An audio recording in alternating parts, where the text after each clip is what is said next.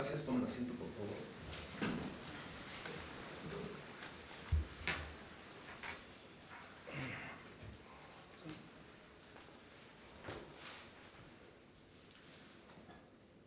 Reanudamos la audiencia. Después de escuchar los agravios planteados por la defensa y los argumentos señalados por el agente del Ministerio Público, este tribunal señala que es el momento de emitir la resolución que estimamos, conforme a derecho, debe de resolverse.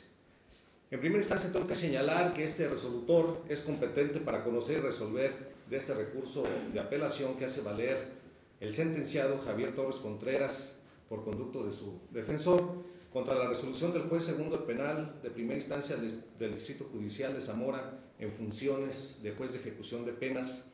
con fundamento en el artículo 5 de la Ley de Ejecución de Sanciones Penales del Estado, el artículo 32, fracción 1 y 34, fracción 1 de la Ley Orgánica del Poder Judicial,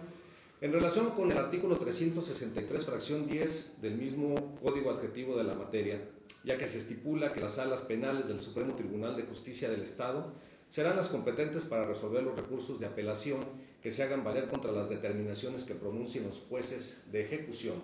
Y porque además, siendo los jueces de ejecución, jueces de primera instancia, consecuentemente el Supremo Tribunal de Justicia del Estado es, por tanto, competente para resolver de las resoluciones que estos emitan.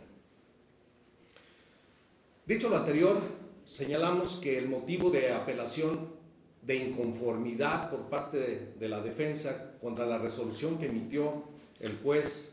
de primera instancia del Distrito Judicial de Zamora en funciones de juez de ejecución, lo fue porque, habiéndose solicitado un beneficio de preliberación, el juez, al resolver, no solamente señaló que no se daba o no se cumplía con el cómputo, sino que además señala el juzgador en su resolución sustancialmente que el beneficio de la remisión parcial de la pena, al requerir ciertos lineamientos a cumplir independientes de los que señala la preliberación, no puede manejarse de manera simultánea sino autónoma, y concluye señalando el juez que la remisión parcial de la pena no puede aplicarse de manera simultánea con el beneficio de la preliberación al ser beneficios diversos. El agente del Ministerio Público, al llevar a cabo su alegato tanto inicial como final, se opone al planteamiento que hace la defensa, aduciendo que, de conformidad al artículo 20 constitucional, inciso A, fracción quinto, que da el lineamiento para el principio de contradicción, señala que, siendo este principio el que da igualdad a las partes, argumenta que si no fue señalado por la defensa al momento de plantear su solicitud ante el juez de ejecución, no debería de haberse tomado en cuenta. En su alegato final dice además el defensor que esos planteamientos no deben de tomarse en cuenta porque en esta instancia lo que tiene que determinarse es la procedencia o no de la sentencia que emitió el juez de primera instancia. En ese sentido, habiendo analizado el planteamiento que hace la defensa ante el juez de ejecución, si pueden apagar por favor el celular. Habiendo hecho el planteamiento en su pliego de solicitud del beneficio, lo que solicita es el beneficio de la preliberación, señalando el solicitante, el defensor, en su ocurso, los requisitos a cumplir respecto del beneficio de la preliberación. Y en alguno de sus señalamientos lo vincula además con el artículo 162 de la Ley de Ejecuciones, que nos haría remitirnos precisamente a la remisión parcial de la pena. Sin embargo, no lo hace de manera precisa. Es cierto, como lo dice la defensa, que conforme al propio reglamento de la Ley de Ejecución y de Sanciones, el juez de ejecución, cuando admite la solicitud de algún beneficio, es donde debe hacer el requerimiento para la aclaración de alguna de sus solicitudes. Sin embargo, al no hacerlo, podría estimarse que se admitió en tales sentidos. Es decir, tanto el beneficio de la preliberación como el beneficio de la remisión. Sin embargo, este tribunal estima necesario entrar al análisis de estos dos planteamientos, es decir, el del beneficio de la preliberación y de la remisión, porque a final de cuentas el juez de primera instancia los analizó en su sentencia, y los analiza cuando dice que no pueden coexistir estos dos beneficios. Al respecto dice la defensa que lo que no está prohibido está permitido. Sin embargo, en principio debe señalarse a la defensa que efectivamente, como lo dice la gente del Ministerio Público, estamos en presencia de una audiencia de ejecución de penas que ya se rige bajo los lineamientos y principios del nuevo sistema acusatorio y oral. Luego entonces, al trasladar esos principios, pues tenemos uno de esos principios fundamentales, que es el principio de contradicción, donde encontramos la igualdad de las partes en el proceso.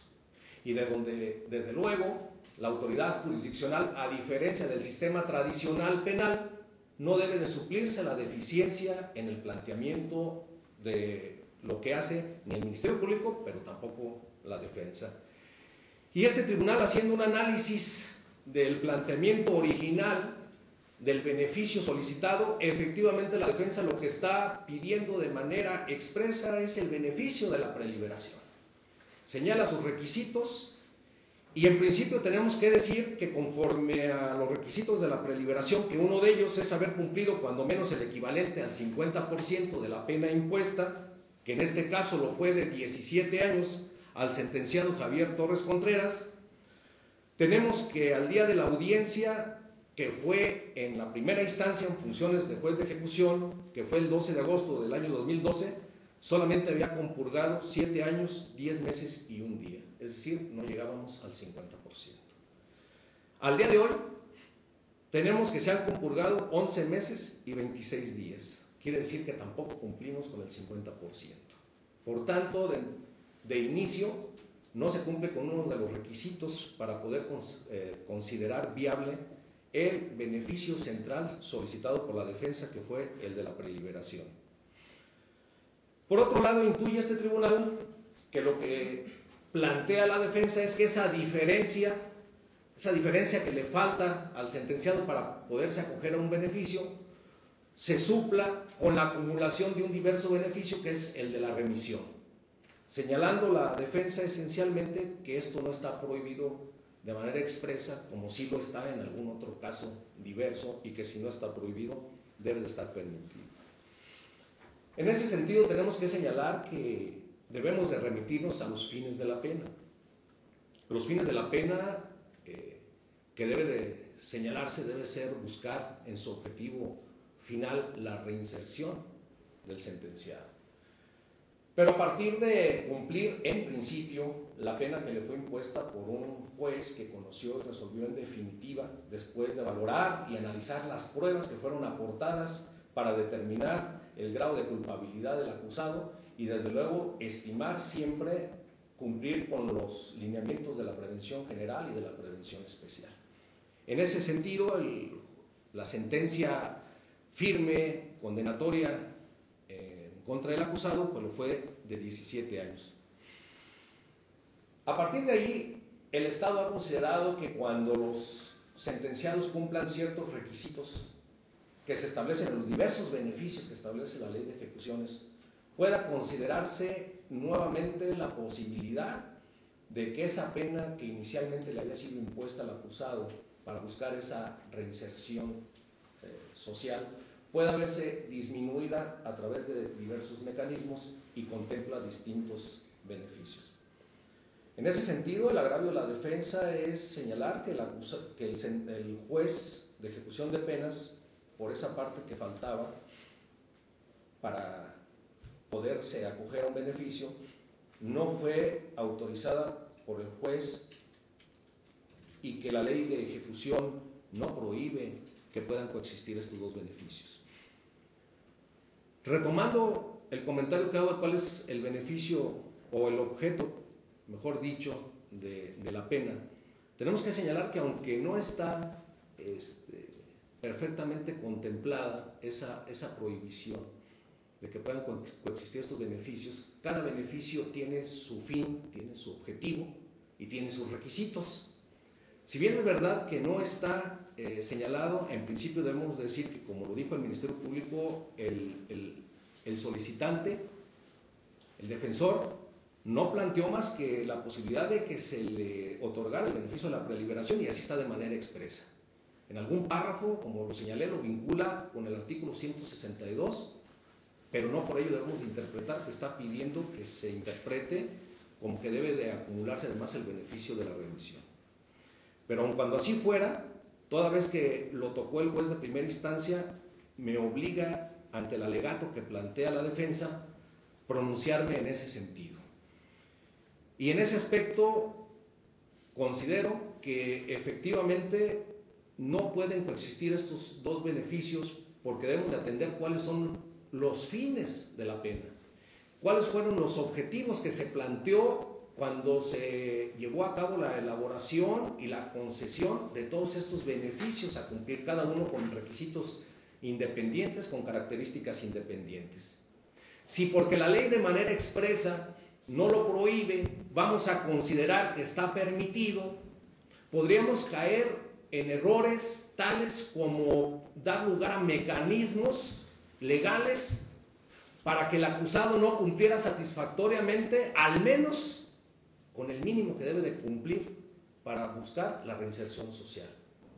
Dicho de otra forma, caeríamos, como en algunas partes se señala, podríamos caer inclusive en alguna cuestión de pretender evadir el cumplimiento de la ley a través de suma de mecanismos que aparentemente son legales,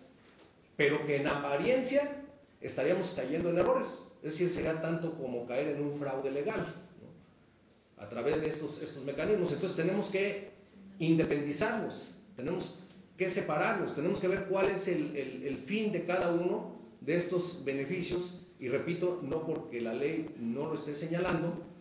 lo vamos a conceder. Para ello existe precisamente no solamente la interpretación legislativa, sino la interpretación judicial, que es finalmente la que el juez va a llevar a cabo para aplicar esa norma general al caso concreto. Y no con ello se viola el principio de legalidad. Se violara el principio de legalidad si, estando autorizado, el juez resolviera contra constancias.